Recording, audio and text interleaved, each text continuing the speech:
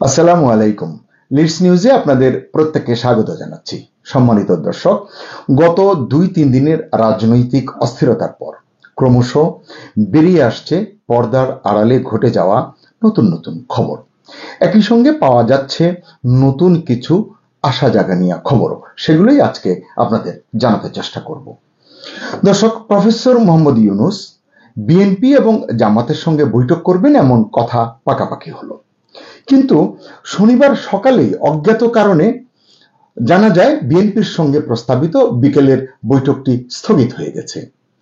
বিএনপির তরফ থেকে লাগাতার চেষ্টার পর জানা গেল, অর্থাৎ যমুনা থেকে জানানো হলো, দক্ষিণ পূর্ব এশিয়ার একটি দেশে অবস্থানরত বিএনপির একজন নেতার সঙ্গে যমুনার কথা হয়েছে, অর্থাৎ প্রধান উপদেষ্টা বা সরকারের সঙ্গে কথা হয়েছে। ওই নেতা যখন বিএনপির তরফ থেকে জানানো হলো তিনি বিএনপি কিংবা তারেক রহমানকে প্রতিনিধিত্ব করেন না। যাই হোক, তারপরে আবার বৈঠকের সিদ্ধান্ত হয়েছে, কিন্তু প্রশ্ন উঠল যে মাঝখান দিয়ে অন্য একজন কিভাবে ঢুকলেন।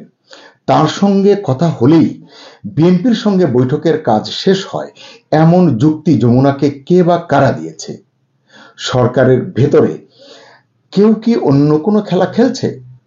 প্রফেসর মোহাম্মদ ইউনূসের খুব কাছের কেউ, কিংবা অন্য কোনো শক্তির পক্ষের মুখোশধারী কোনো এজেন্ট?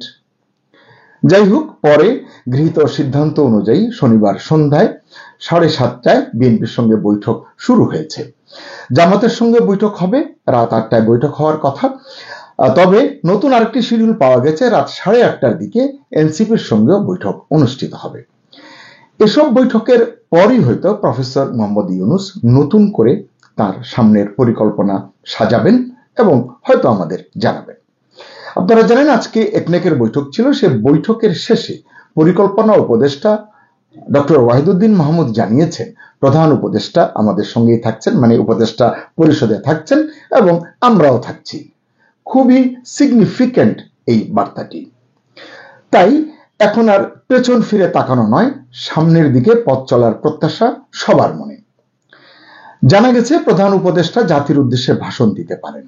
হয়তো এই কয়দিনে ঘটে যাওয়া কিছু কথা তিনি দেশবাসীকে জানাতে চান। প্রশ্ন হচ্ছে, সব কি জানাবেন তিনি? দেখা যাক।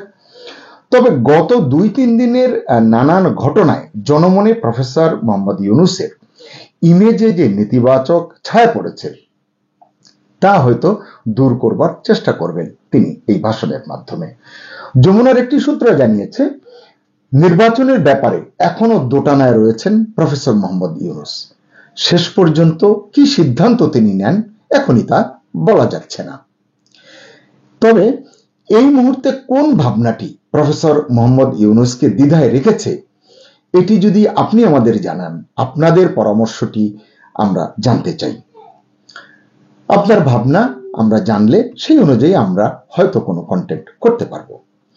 দর্শক, ইতিমধ্যেই আপনারা জেনেছেন গত 48 থেকে 72 ঘন্টার টালমাটাল পরিস্থিতি এমনি এমনি তৈরি হয়নি।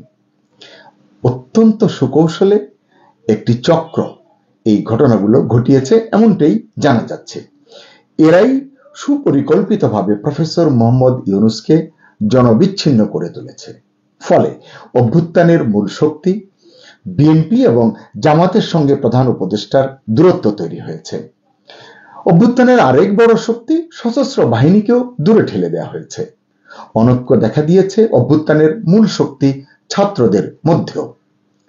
তবে এর মধ্যে আশা জাগানিয়া খবর হলো, বিএনপি, জামাত এবং এনসিপির মধ্যে ইতোমধ্যে একটি বৈঠক অনুষ্ঠিত হয়েছে। এই বৈঠকে বিএনপির স্থায়ী কমিটির সদস্য সালাউদ্দিন আহমেদ, জামাতের আমির ডাক্তার শফিকুর রহমান, নায়েবে আমির আব্দুল্লাহ মোহাম্মদ তাহের এবং এনসিপির আহ্বায়ক নাহিদ ইসলাম এবং মাহফুজ আলম উপস্থিত ছিলেন। মাহফুজ আলম উপদেষ্টা হওয়া সত্ত্বেও কিভাবে এই বৈঠকে উপস্থিত ছিলেন তা অবশ্য রহস্য।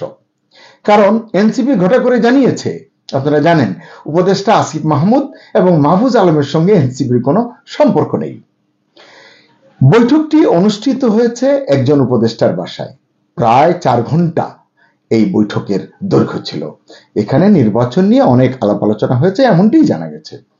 একটি সূত্র জানায়, নির্বাচন অনুষ্ঠানের ব্যাপারে উপস্থিত নেতাদের আলোচনায় মোটামুটি এটি স্থির হয়েছে যে তারা কেউ তাদের বক্তব্যে খুব দূরবর্তী নয়, মোটামুটি একই সমতলে তারা এসে দাঁড়িয়েছেন।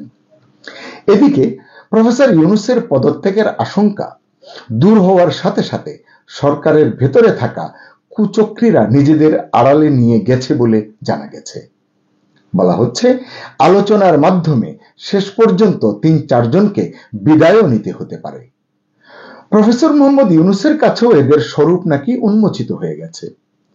সরকারের ভেতরে থেকে প্রফেসর ইউনূসের খুব কাছাকাছি থেকে এই কুচক্রীরা পুরো বিষয়টিকে ভিন্ন খাতে প্রবাহিত করতে চেষ্টা করেছে এতদিন, এমনটি বলা হচ্ছে।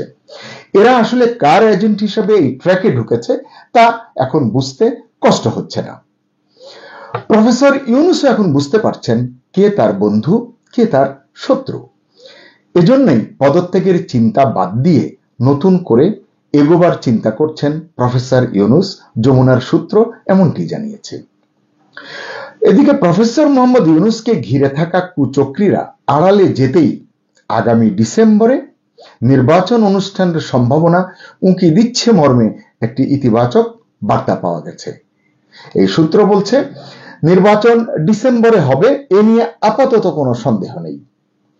প্রফেসর ইউনূস এখন বুঝতে পারছেন নির্বাচন বিলম্বিত হওয়া মানে সংকট তীব্র হওয়া। পর্দার আড়ালের শক্তি আবার মাথা চাড়া দিলে নির্বাচন নিয়ে ঘোলাটে পরিস্থিতি তৈরি হতে পারে, এটি এখন তিনি অনুধাবন করছেন। এদিকে আজ উপদেষ্টা পরিষদের একটি বিবৃতি প্রকাশ করেছে প্রধান উপদেষ্টার প্রেস উইং। যেটি বললাম যে একনেকের বৈঠক হয়েছে, এরপর তার একটি অনির্ধারিত বৈঠক করেন, সেখানে এটি আছে। এই বিবৃতিটিও বেশ আশা জাগানিয়া বলে মনে হচ্ছে।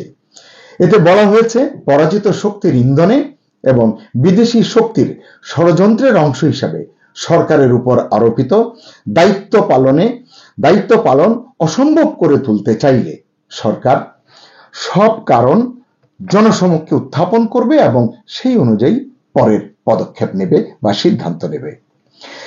একনেক বৈঠকের পর উপদেষ্টা পরিষদের এই অনির্ধারিত বৈঠকে আরো অনেক কিছুই বলা হয়।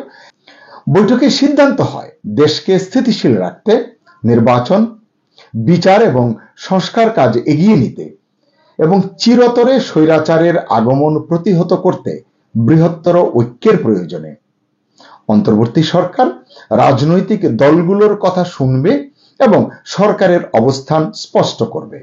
যাই হোক, সবকিছু আসলে স্পষ্ট হবে প্রধান উপদেষ্টা যদি জাতির উদ্দেশ্যে ভাষণ দেন তার ভাষণে, কারণ তিনি ভাষণে ঠিক কি বলবেন সেটি এখনই নির্দিষ্ট করে বলা যাচ্ছে না।